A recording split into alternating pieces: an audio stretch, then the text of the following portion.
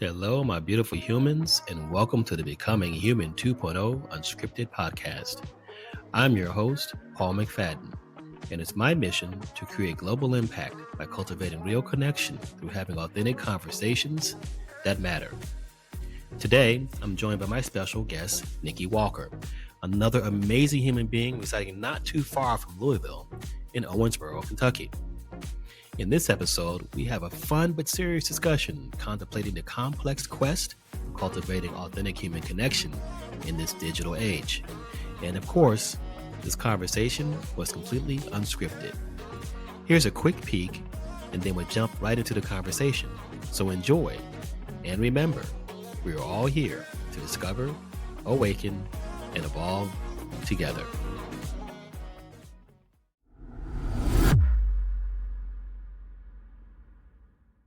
Making connections with people, building relationships with people is work. It's hard work. And sometimes people don't have the bandwidth for it. They're tapped out with everything else going on. And so I don't know that it's a lack of connection, and not that they don't care, but it's just a matter of convenience. It's a matter of convenience. And I would agree with you there.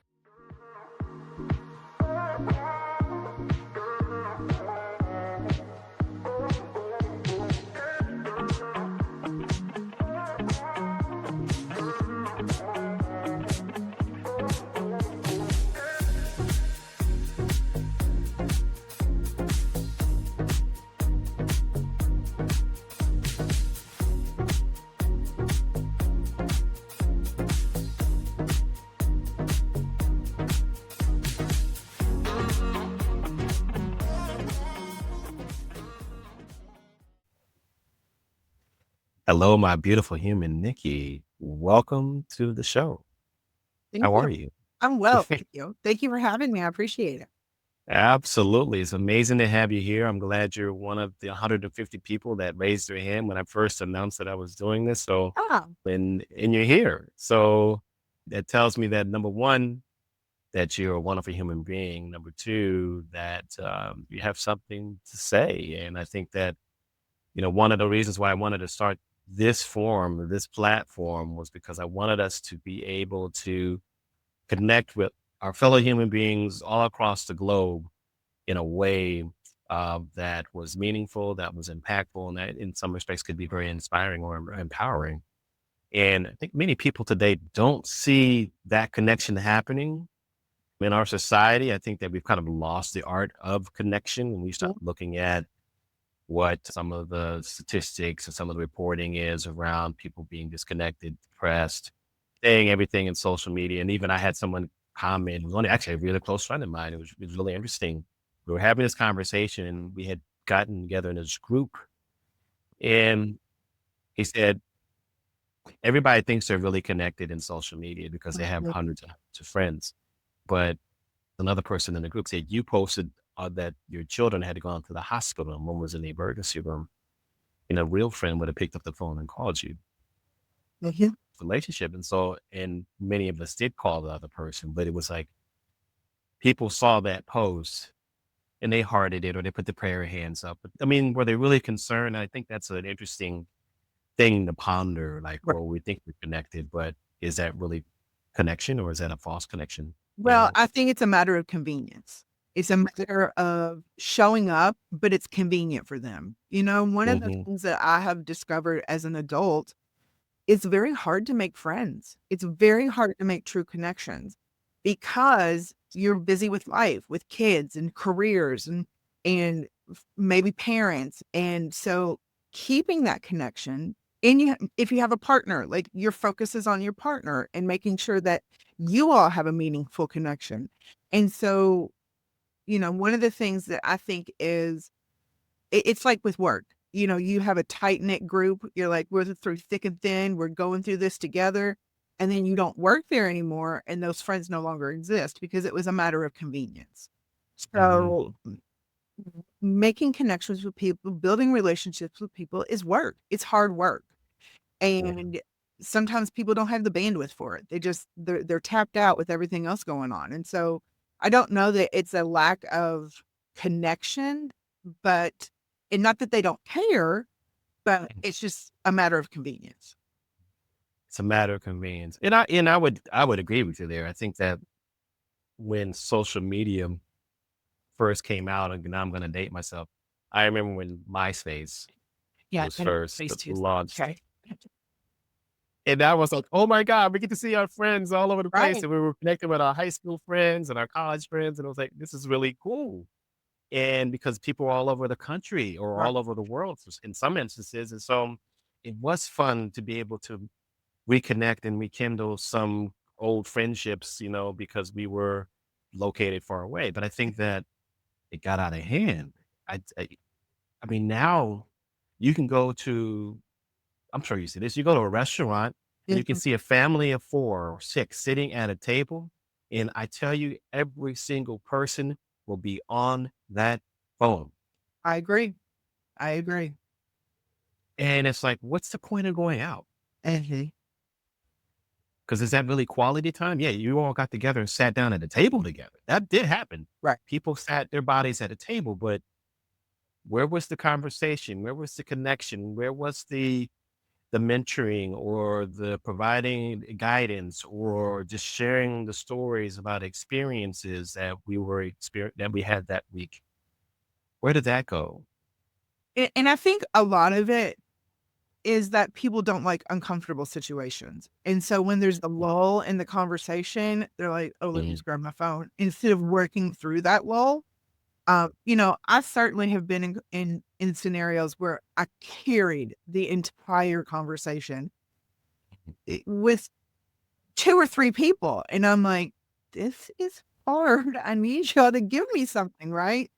And so if you just grab your phone, then that's an out. "Oh, mhm, I got a message. Let me check that," or "I have this. Let me check that." So mhm. it's kind of a defense mechanism, maybe, if you wanna put it that Yeah. way, in that Mm, you don't have to deal with that uncomfortableness within you. And I think, you know, one of the things I'm older, but I do have young children, is that my generation, you just, shoved it under the rug, you moved on, you kept trudging through. And so, there's lots of people in my generation that have a lot of vices because they haven't dealt with that, right? So mhm, they turn to drugs or alcohol or shopping or eating or whatever the case may be. And so one of the things that I want to help my children work through is that uncomfortableness, because when you learn to work through that, you have a better sense of self, you have a better understanding of how to regulate that instead mhm. of reaching for things that are unhealthy for you. Right. No, I agree with you 100%.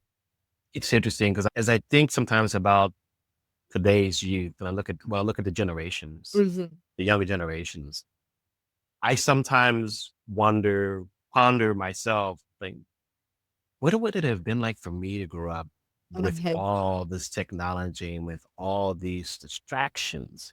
I I mean, don't know. when we were a kid, the phone was busy, okay.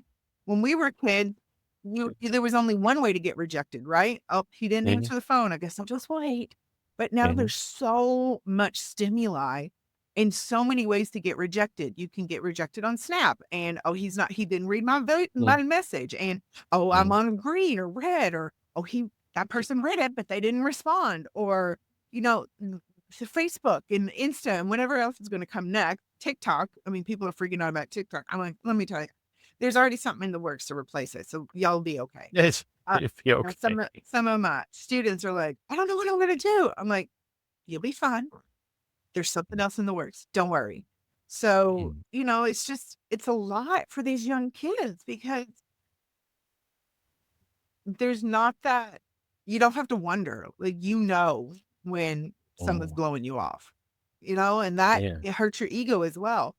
But one of the most prolific things that I ever saw on Facebook was this picture, and it was an apple, and the mhm, apple was looking it was the image of an apple in a mirror, mm, but you were looking at it from the backside, and the apple mhm, had a big bite out of it, and so it was mm, rotting and all these things. And so that's another thing about social media, that it's fake. It's yeah, like, people only wanna put their best foot forward, and if they don't, everybody's like, "Where's my popcorn? Let's see what happens here," right? So, um, but most of the time, it's really it's not the truth. It's not the whole truth, right? And I That's a think whole truth. young people get really disenchanted with that, but what do they call it? FOMO? Is that what they call it now? Mhm. You're missing About out, yeah. how about how, "Oh, my life isn't like that, and I'm so far behind, and I'm so this, and I'm so that," and I'm like, "It's okay. Like, your path is your path, and that's okay." And that's okay. Wow, you brought up so many images with that Facebook Mhm. explanation. Mhm. So, what I kept thinking about was a scene out of The Gladiator. Mhm. Are you not entertained? Mhm. Because everybody, not everybody, I'll say, generally speaking, there's a lot of people who will show you one side Mhm. and you don't see the human side. You see all the glitz, the glamour, the glory, Mhm. the celebration, Mhm. but you don't see any of the struggle, the hard work, the perseverance, the grit, the resilience in some Mhm. respect. I mean, Mhm. every once in a while, people will be vulnerable and they'll put out Right, and they'll do a live and they'll get really vulnerable. But then sometimes you wonder, is that an act? right. Because Because we become so you s- critical. we become so cynical. Wow. Wow. And that's why people sometimes want to unplug and pull away from all the Right, social media right. altogether. I don't think you see, I mean, obviously you don't see the masses. The masses are not unplugging from Yeah. social media. I think we ought to have a week or 2 weeks of social media sabbatical. I think people would lose their minds. Oh, yeah. If they could, I mean, look, we had TikTok shut down for 24 hours and everybody lost their mind Yes. and then got sucked into this story that wasn't even true. We're I mean, right. it's like, wow, you guys, you'll believe anything the authority would tell you. And that's one thing that I really try to emphasize with my students, and if I'm, helping employers or whatever, is you have to provide space for your people to be critical thinkers. Like, it's one thing for you to say, "I need a critical thinker." It's one thing for you to be a critical thinker, but you have to provide that space, right? Like, critical thinking is hard. The brain does not like to do things that are difficult. It just doesn't. We don't Mm, like difficult things. That's why it's called discipline, right? It's yeah. hard. So whether it's your mind, your body, your spirit, your emotions, discipline is difficult and the brain does not like it.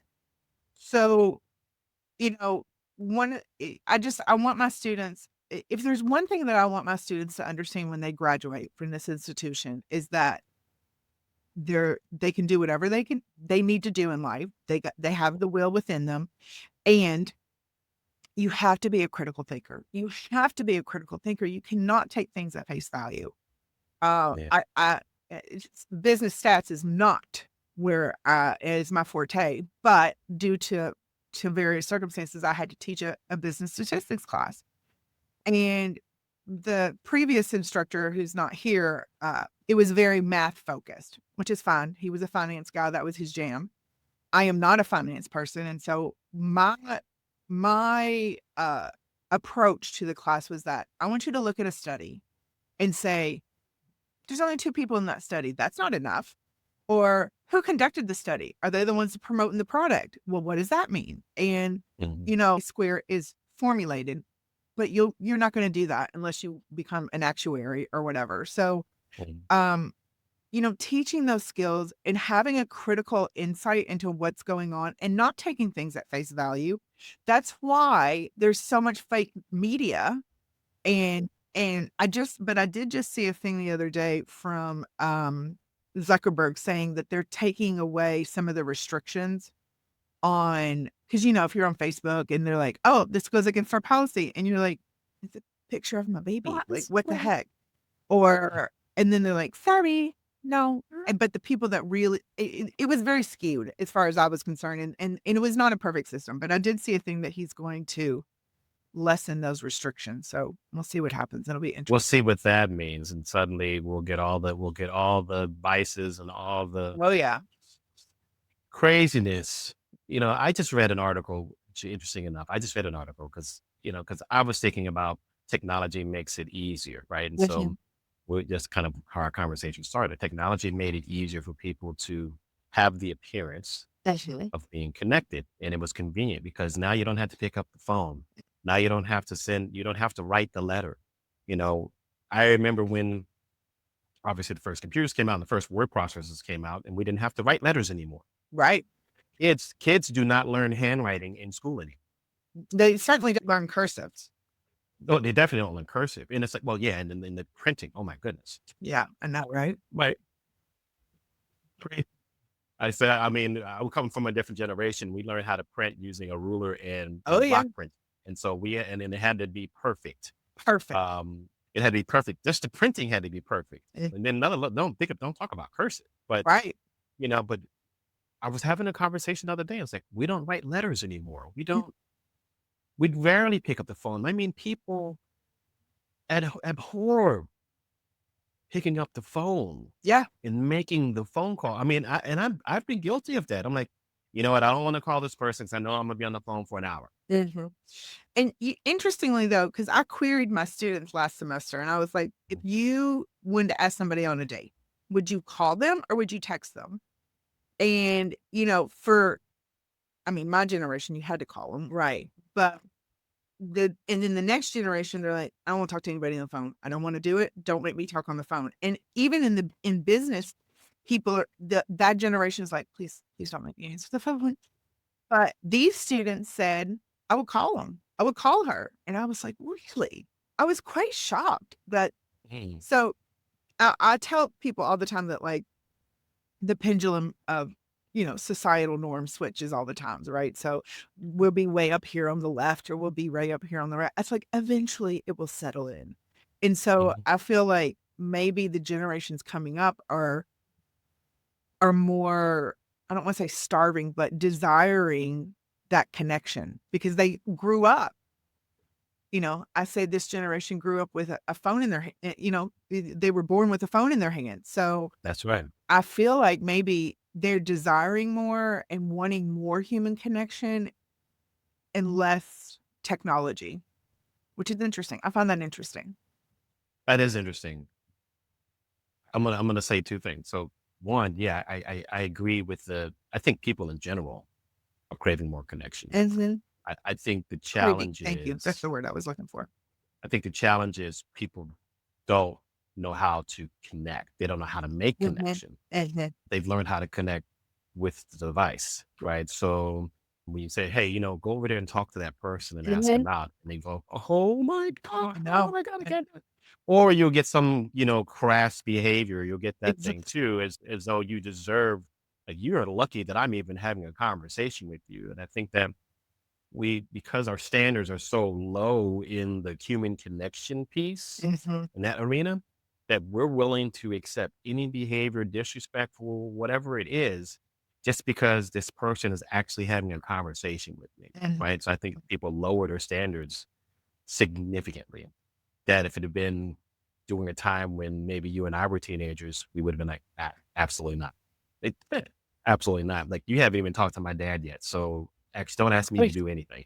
right. And I think it can go both ways too, though, because there was this uprising of the quiet quitting, right? You remember hearing Yeah. all that, and it wasn't Mhm. the college students of this era right now are much more open about mental health and sharing what's going on.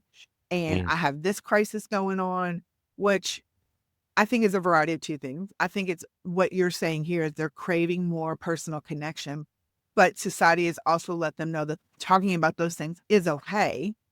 Mhm. Also, one of the things that I'm doing for my students this semester is I haven't coined the perfect term for it yet, but we're gonna have, like, an elevated networking event. Because when Mm. I first started teaching, my graduating seniors would be like, "I don't know how to network. I don't know what to say. I don't do it with hands. I don't know what am I supposed to do?" And so we do very we try really hard to make those connections for our students, but, it's different to talk to someone over a table, "Oh, hi, I'm so and so," versus you don't have any props, right? Mhm. So it's just you. And so we're gonna have that event so that I don't want them to look like idiots when they leave this institution, right? They may have the knowledge that they need, but they need the social aspect as well. And so one of those and social media has taken that out. I think that's what we've all been alluding to this whole conversation is that Mhm. social media has created that barrier for people not to be very vulnerable because Yeah. vulnerability is uncomfortable. It's uncomfortable. Yeah. I can really appreciate what you're doing. So first, I want to say thank you because I think that there are not enough people. I think people are waking up to this, what we're Right. talking about, but I think there are not enough people teaching younger people some of these skills. These are basic skills. How to approach having a conversation, how to just connect and make an interpersonal connection with another human being, how to do that in a respectful and safe manner without worrying about all the other little nuances and things that Right. come with that, but just being a human being and being in the human experience. So first of all, so thank you because I don't hear this conversation a lot, right? Where people are actually, well, I'll say this: there are people that talk about it, but there are people who aren't doing anything about it. Right. So I'll just say that. Right. And I whisper that as though nobody's going to hear what I just said, but you said a lot of people aren't doing anything about it. They're talking about it, but they're not doing. We need to do. We need to do more, Mhm. right? In this regard. But the other part of it too is, and I was, along the lines of technology.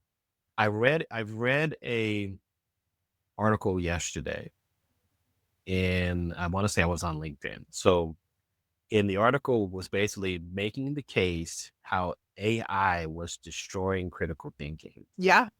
And when I first read it, I mean, because look, I'm used to be in technology, so I certainly have Now been, I love a good AI. Don't get me yeah, wrong. I've been an early adopter in many ways for a long time. I started this podcast, and I started the whole Becoming Human 2.0 movement Mhm. because of my concerns around the whole transhumanism movement and wanting to further embed, integrate technology with this physical vessel, with the biological vessel, Mhm. right? So putting chips in the body, putting chips in the brain, Mhm. Yep. kids are born, we want to put chips in the brain so they have access to all the information now. But when you do that, you decrease the ability of the functioning of learning Right. and to be able to discern, they don't have to learn anything. They won't have to critically think because the information is just going to be given to them. So basically, we're going to create, what are we creating here? Mhm. The other side of that, well, who gets the chip? And I mean, so there's a whole lot of things And that I where's could the get information into. coming from and Where is the information coming and who's who's supplying it and supplying it? Exactly. who's in charge of updating it? And so it just there's a lot of implications around that. Then But when I read this article, and I hadn't really gone to the side of where I started looking at AI as being, this is interesting how you're right. You don't have to do as much critical thinking. You don't have to go through the struggle of mhm. learning how to do something. You can put your prompt in and boom, there's the information. And I think it's a good thing and it's a bad thing. Like I'm torn because if you're trying to create something and you have technology that can help you create it faster, that you have the idea, why not use that Right. technology to help you do that? Particularly if you're going to create something that's for the betterment of humankind, Mhm. which is where all the scientific and health discoveries and all those things come into play. Right. I find those things magnificent. But as you were alluding to earlier, there's so much information, fake information. People can create things to convince people of anything, and there are people who are using the technology for that purpose. Mhm. We were worried about the bad actors in the dark web long after the internet was Exactly. launched and we Exactly. were all on the internet. And now we can't do anything about the dark web and the bad actors and all the stuff and you know the porn and all the stuff that we see Mhm. on the internet. Right? What are we doing with AI? Because I see that train moving faster and faster and faster. Quantum computing is, you're starting to hear a lot about quantum computing and about the discoveries that quantum computing is yielding from a scientific and from a technological perspective. And that sounds exciting, right? There's this whole concept that, before was just a thought in maybe a comic book, whim, but now it's like, no, there's the potential of having these multi-universe experiences Mhm. and actually having quantum computing prove it. Right. And it's like, whoa, like that's surreal. Like, I thought it was just the comic books, and now people are going to have to wrap their head around what I just said. The Mhm. multiverses might be real. And we can thank quantum computing for doing that mathematical calculation and doing that Mhm. research and number crunching. But I find it like we're on It's a this product. precipice. Yeah. Yeah, and so on one hand, I love that younger people are asking and craving the connection. I It makes you wonder though, are we too late to stop? You're not gonna stop the train. Are you too Oh, no, late no. It's or the wild, wild west right now when it comes to AI Mhm, and the, internet and all this stuff. So, I think that's where the human connection has to come back in and to mhm, teach these students, teach these young people, you have to be a critical thinker because mhm, now, I mean, I'm sure you've heard about this. It happened to my mom. Like someone called my mom and it was my brother's voice on the phone asking for help. mhm, And, she was terrified. Send this money, send this money, send this money. And he kept saying, don't call my wife. And she's like, what are you talking about? Like it was his voice. It was his voice. yeah, So that manipulation of AI is very scary to me. When I'm yes, scrolling through and I see every time I turn around, every time you turn around on social media, there's a new AI platform, a new way to, you know, draw business, do emails, do newsletters, all these things, right? AI books, all this stuff. What really terrifies me is when they will be able to not physically, but I could be AI at some point, right? Like it could not be actually me. And I think that that is where we have to look at how we're going to digest this information, how we're going to look at this information, and how we're going to determine if it's real or not. Like that is scary to me. mhm, yeah. And what you just said, they already do that. Yeah, exactly. They It can already gets do that. better and better and better every single week, Mhm. maybe every single day. Oh, Like yeah. every time they I do it, it gets I've better. seen some, I've seen some AI clones that you could not tell it was not the person. Mhm. I've seen them. I mean, online, so in video, and I it's for mean, the think bit about person. Jack for the Dead, right? At some point, right? On some show, on Oh, some yeah. show. Award show, yeah. I mean, Michael Jackson, Tupac, Mhm. any of them, Exactly. you bring them all back, and then actually they can be singing the songs. And from the video perspective, it's the person. They're moving like the person. Mhm, It mhm. is the person. It's just a video representation of the person. But yeah, it Right. doesn't take very much. And so yeah, so those are all the things that we have to balance into that equation. And I feel like one of my concerns was, and it's not like, oh, the sky is falling, oh my, the sky is Mhm, falling, or don't look up, whatever.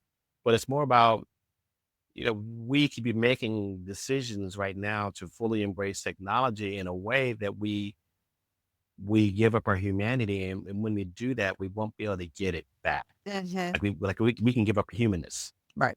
right? The things that make us human, and then on the other flip side of that coin, when I think about humanity or just being human in the human experience, we have the potential, like we're on the precipice of discovering a lot of things about ourselves and what we can do and we have the ability to do. Mhm, But if we go and swing the other way, we'll make some decisions that we won't really be able to undo from an evolution perspective. mhm, So like when I say it that way, like transhumanism could create what's called a synthetic evolution, mhm, right? Where we are definitely doing this integration with machines. I mean, there are countries right now, they at least got the RFID chip, but I mean, there's proposals to put the chip in our children's brain when they're born. Like you said, we're talking about, we joke around and say kids are born today with a mhm, with an iPhone in their hand. They'll be born and they'll be putting a chip in their brain while they're in the womb. mhm, So they'll be born with it. So they won't have to learn anything. They'll just have it all available to them. And to me, that's a scary prospect. eh If we do that, like we change the structure of the brain, we change the way the brain functions. And when the brain doesn't use certain functionality, it doesn't use a yeah, it goes portion of the away. brain to, it goes away. And you won't be able to just reverse it. It won't say, oh, we made a mistake. Right. Let's not do that anymore, and it'll come back. No, it won't come back because if you think about the parts of the brain right now that we stop using over time, and we don't have those abilities anymore because we never honed the Mhm, capacity to tap into those areas of the brain that mhm. perform certain functions. I mean, And we're trying to figure out those things out now, but Yeah, wow. But people aren't asking those questions. People are excited about not Right. everybody's asking those questions. The people that are Mhm. excited about this technology are the ones that are driving the dialogue and the narrative of what's going on instead of us Mhm. disruptors that are saying, "Hold up, there's something not we need to look at this more in depth." You know, there's people born now, I don't know how often, but that don't have an appendix. At some point, we needed an appendix through our Right. evolutionary process. We don't need an appendix now because we don't need extra stuff grounded up, right? So, Mhm. um, and then I always look at like the Galapagos Islands. I'm sure you know about the Galapagos Mhm. Islands and the Mhm. birds there, and we don't evolutionize that quickly, right? Like if there's a period of 3 years where there's not enough seeds, then our beaks don't change for the food that's there now, right? So Right. we don't have that kind of shelf life when it comes to evolution. So, Yeah. Yeah. you're right. We could open Pandora's box and never get it back. I agree. Never get it back. One of the metaphors I use, because I try to, when I say that, and try to say it in a way that doesn't go over people's head, because I think Mhm. sometimes we can be thinking about things and we'll make these connections, and it just makes sense to us. But I try to bring it down to earth, and sometimes I share this example. There are people that get what's bioidentical hormone replacement, right? So Mhm. let's say testosterone therapy. Mhm. I'll just Mhm. use that as the example, right? So when you're taking testosterone and you're taking it I'm sorry, you're getting the injections, Mhm. right? What happens is you're injecting testosterone into your body, and two things occur. Number one thing that occurs is that when you inject testosterone into your body, you have the challenge of creating too much estrogen in your body, and you have to take another Mhm. supplement or something to kind of balance that out so you don't create too much estrogen. But the other thing that happens is that your body stops producing testosterone naturally. Right. And it doesn't take very long for that to happen. It really only takes about 6 months. If you're taking testosterone injections, your body is going to produce less testosterone. And eventually your body gets to the point where it's like, oh, well, you're putting it in me anyway. I don't need to create it. Mhm. Right.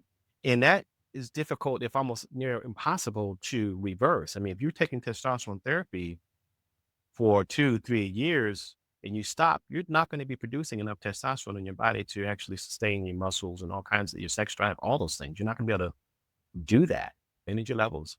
And so this is the same thing. And like if you put chips in brains, how long is it going to take before we don't start developing portions of our brain that would be there for the learning and cognition and Mhm. memory and all that kind of Mhm. stuff? I think it's a dangerous line that we're walking. Absolutely. And I agree with you around we got to get back to basic human connection, basic human behavior. Mhm. Maybe be more curious, start exploring, being more critical as critical thinkers and asking more questions. Mhm. I think we need to be more informed. That's why I do what I do. I think we need to be more informed about what the human experience could look like, has the potential to be. And also in that same vein, not just talk about it theoretically, but and here it's the things Mhm.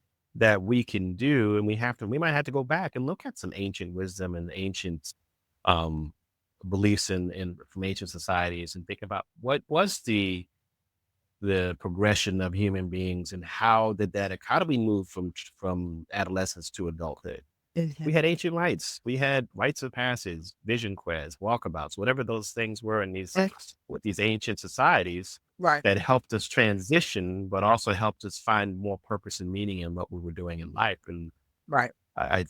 so there's that too.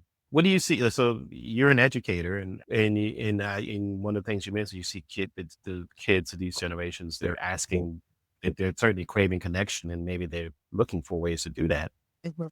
They don't know how to, which is I'm glad you're teaching that. What do you hear them asking or talking about when it comes to like purpose and meaning of life and stuff like that? They struggle. They really struggle. And I Yeah. think, I was victim of this thought process narrative about how life has a plan and you're supposed to get married at this time, and you're supposed to have an education at this time, you're supposed to get married at this time, you're supposed to have kids at this time, you're supposed to have a house that and all the things, right? And go off into the sunset and be happy. Uh, I did not do any of that. I did not get married until I was 42, and I didn't have kids until after that. But the thing about me was from the time I was a young adult until I got married, I had some adventures. I had some great times. I traveled Mhm. the world. I did the education that I needed to do on my terms, right? So I think there needs to be a more grace and understanding of that your journey is your journey, and it's okay, whatever that journey is. Life is not linear. Life is not linear. We're seeing all the things about how life is like this, and you think your plans are gonna go like this, and there needs to be more conversation about that. There needs to be more Mhm. conversation about that. And I come from a unique perspective because I was in industry for 25 years before I got into education. And Mhm. so I know that, the job that you start out with when you're 22 is not the job that you're gonna end up with. If you have uh, any sort of desire for growth, personal growth, not just business growth, not just career growth, but personal growth, right? So, Mhm. and another thing that I talk about all the time too is, uh I teach leadership and I teach business. And so, when we were kids, the only way that we knew how to make more money and get the corner office and be respected was to climb the corporate ladder, right? Mhm. But there's lots of people that are miserable in the C-suite because they don't want to manage people. Leadership, it is hard. It is hard. And so people are hard. People are hard. It's just, Yeah. being able to massage all that and make it all fit together. And so, you know, the idea that you have to do a certain thing a certain way, I feel like we need to be more open about you don't have to do that. Like you can do what makes you happy. And Yeah. and even though the job may pay, 6 figures, if you're miserable and you go home and you bring that misery home, what kind of quality of life is that? What kind of quality of life is that? And I think you make a really valid point. I grew up with the mindset that people are either natural born leaders or they learn to be leaders. And Mhm. I think that the leadership mindset can be natural, Mhm. but you still have to learn the qualities and characteristics and the behaviors of a leader, Mhm. right? But you can have a leadership mindset. I think that is probably natural and innate within people. And it's just like whatever you might be passionate about is natural and Right. innate within someone, right? So you have a passion, right? I have a passion. My passion might be leading other people. That might be a passion of mine, right? That's the natural part, but I still need to know how to connect with people. I still need to know how to Exactly. engage with people. I still need to know how to communicate with people. I still need to do that. So what's interesting is when I teach leadership, I have people think about who is the most inspirational, transformational leader that you've encountered that has made a positive impact in your life Mhm.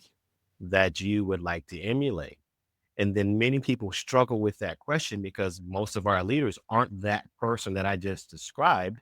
And it's not the person that you want to, I mean, most of the leaders that I had in my experience were people that I did not want to be like. Right. Like I made a note, don't yell and scream and throw chairs and cuss out your clients. Don't do that. Don't treat your people like they're just cogs in the wheel. Don't do that. Don't discriminate or don't do this or don't do that with your people because that's not good either. Don't do that. And that's Never okay did too, I. though, because sometimes That's knowing what you okay. want is what knowing what Right. you don't want. Right. Oh, exactly. Well, what I'm saying is those people never should have been leaders in the first place. Exactly. Exactly. And they may have been pushed in the position. Mhm. They have been allured by the money, by the power, by the prestige, and Mhm. their intentions were not pure. Their intentions were not Right. there to actually have the heart to lead people. because you Yeah. have to, it takes time. You have to know your people. You have to communicate. You have to be kind. You have to be empathetic. You have to be vulnerable, right? Like Mhm. 30 years ago, a leader would have never said, "This makes me nervous. I'm worried about this. We can get through this together, but I'm worried about this." Or admit to a mistake. Lord, I've made too many mistakes to not admit to, right? So, Right. um, that and that builds connection. I tell my Mhm. students every day, life is about human connection. If you want to be a good leader, you have to connect with your people, because Yeah. if you don't connect with them, they're not going to have the buy-in. They're not going to want to follow you. They're not going to want to work their butt off for you. They're not going to want to do any of that because they don't have that connection with you. They don't feel that you care about them, and you're just worried about the money, you know? Yeah. Absolutely. Absolutely.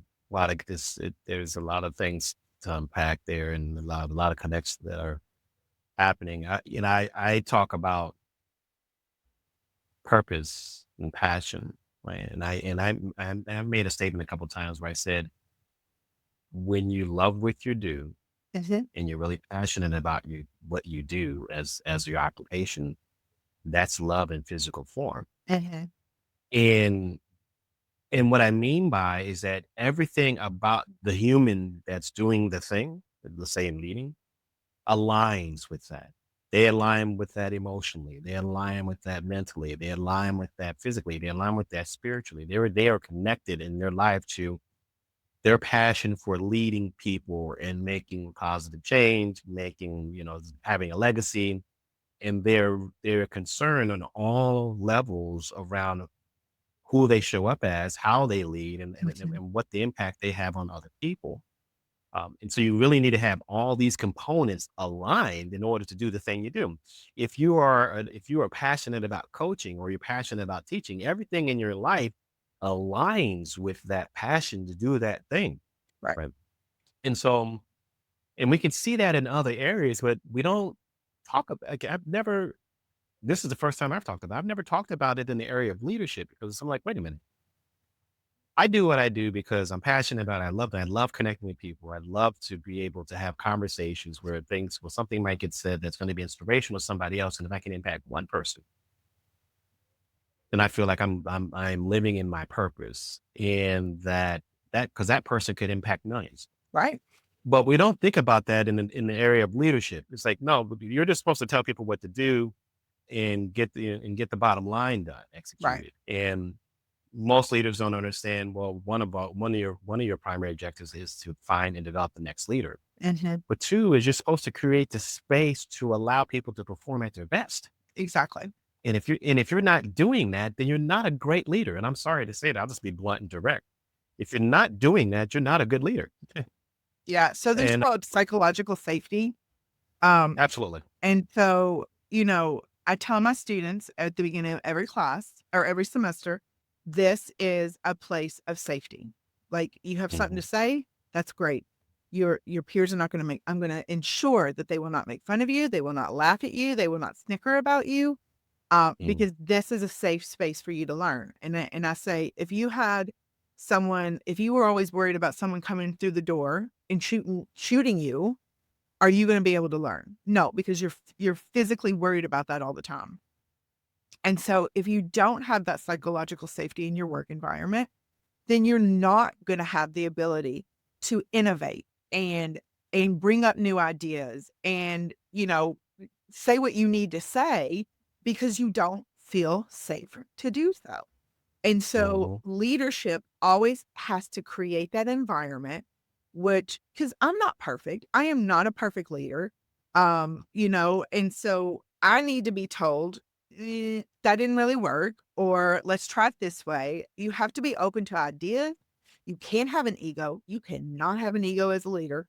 And you have to create that space so that people feel safe physically and emotionally, and that's when you get the best out of your employees. That Yeah. connection gets them innovative and creative and, not that we always did it this way. And so, fighting a culture like that can be hard. It can be really hard.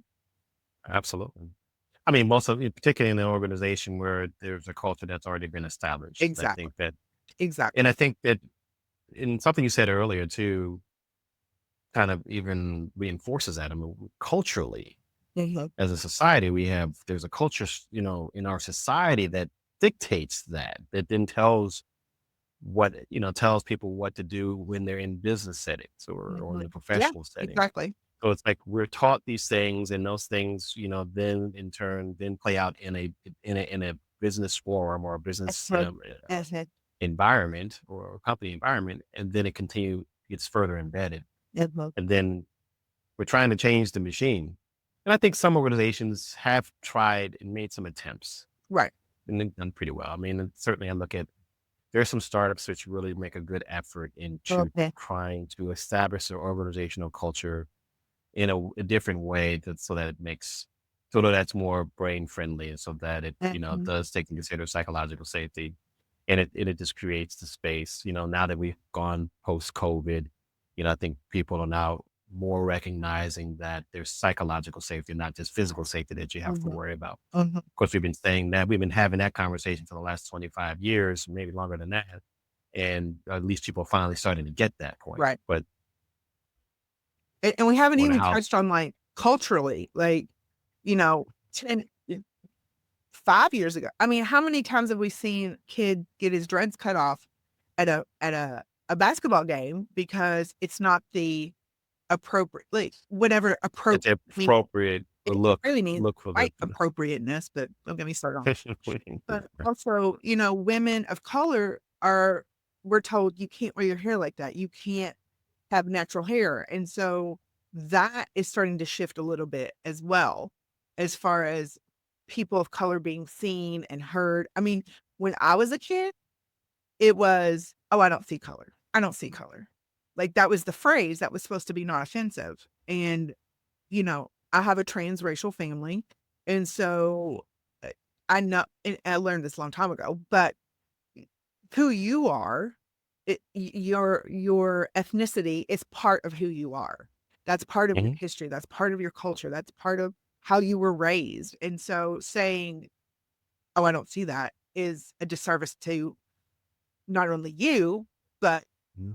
who you are. I'm discrediting who you are, so I think Mhm. that that conversation has started to, um, kinda infiltrate into the business world as well, and so that I hope more of that grows and grows and grows. Although, with the current administration, I don't know what's gonna happen. Well, we've seen policies, right? We've seen the policies. I mean, we can get into it if you want to. We only got a few minutes. I So we know, we but that's a second right, that's another it's conversation. another hot topic. I could spend 3 hours on that, so Yeah, yeah. I like to tell people too, like, this forum is really we can have any conversation. It's really about the fact that people that we're talking, right? right. Because Right. I don't know someone's perspective or their view unless we're having a conversation, and we should be able to have the conversation but also without feeling like we have to be guarded. And I think a lot of people have conversations behind closed doors, and they don't share those thoughts and perspectives with other people outside of their very close circles, if they're sharing them at all, even inside Mhm, of those circles. mhm, And one of the reasons I wanted to do this is to create space so people can see the connection that happens, mhm, have a meaningful conversation, and learn that, hey, you know what? I might be thinking the same thing, but now I'm hearing someone say it. So maybe it's okay that I feel this way or that I think this right. way, but hopefully we can offer people different perspectives and ideas to think about, okay, what do you do with that? I think that ultimately there's a lot of things that we all talk about, but that we don't follow through with. Yeah, And we do a lot of things to kind of be counterproductive to us moving forward. mhm, And I think one of the first steps is that we just have to be human. mhm, And we're not, I don't know if there's enough people being human. I think there's people thinking, well, I'm just being myself. And I'm like, no, you're being your ego. right. You're being all the No, labels I you gave agree. I yourself, agree. right? Yeah. How about you be human first? And then we can look at these other labels and maybe discern or maybe whatever that looks like, cut through some of that stuff because Mhm, I like to say we're all in this journey to discover, awaken, and evolve together. That's one of the things I Mhm. say when I end my conversations. And I truly believe that. And it's taken me several decades to get to that place. So then I wasn't there when I was 10 Right. and 15 and 21. I wasn't in the space, but I've learned a lot and experienced a lot. And it's like, can we just be Mhm. in have the experience in, but also we working on the same accord. I mean, all the stuff that we see now in our society is just it's so one disruptive, but two, it's disheartening because I feel like we've missed the boat. Like we like the basic humanists, we're missing it, and Like, so we need to bring some of that back in right. some respects. And I think part of it is just being able to communicate. I agree. I agree. Absolutely. Wow, there's we could have another conversation. I agree. I like it. I like it when it feels that way because time flew so fast. But I also like it when I know that yep, we could be talking some more because I part of the thing too is when I'm doing this, I want to create lasting, meaningful connection with people because I don't want to just have a conversation that's kind of having die. But I feel like there are things that we could be sharing and talking. I'm trying to start a movement, and then if you And don't start a movement having people, and then it stops. I mean, I think we continue talking, and we start looking at and how do we support one another? What are your initiatives? I didn't get into all the things you're passionate about, so we definitely got to have a conversation number two. So I want to hear more about that and think about how we can serve, right? Not only serve each other, but serve humankind in a way that makes sense. It sounds like you found passion in teaching the younger generations how to be more human. And I certainly applaud you for that because I don't see a lot of people doing that. A lot of people doing a lot of lip service, but not enough of being human and showing people how to be human. Sometimes I think we just need to show people this well, is how then you be human. vulnerability too, and people being vulnerable is hard, especially if Yeah. you've been hurt before. Sometimes when you have Yeah. hurt people being with other hurt people, like it didn't work out so well, right? And so, Hmm. there's a lot of hurt people in this world. So you have to Yeah. recognize that. You have to look past their attitude or their to dig deeper, right? People don't want to dig either. Kind of what we talked about earlier about the convenience. Being superficial is easy. It's easy. Hey, see you in the grocery store. How you doing? Great. How are Yeah. you kids? Great. But Right. you know, I, I've I've I've texted people or I've called people and I've been like, "No, how are you really doing?" I don't want the party line. Generic canvas part, the party line. I don't want the I party line. really want, Mhm. and they're like, "You really wanna know?" I was like, "Yes, I really wanna know." So, um, I don't know. I like you. I love being connected to people. I say I put the extra in extrovert, so, uh, my We husband's love it. We love it. We love it. We love it. total opposite, so we support and complement each other quite well. That's great. That's amazing. That's awesome. Well, look, if there's one thing you want and everyone, all the listeners to take away from this conversation, what would that one thing? Oh gosh, we talked about so much. I Um, know, I know. I'm and sorry. I really, if they could just take away the fact that we eh, humans we're pack animals, you know? Now, sometimes we need our own space, and I get that. And sometimes you need that space to discover who you really are instead of always being Boy. surrounded by people. But we are not an island.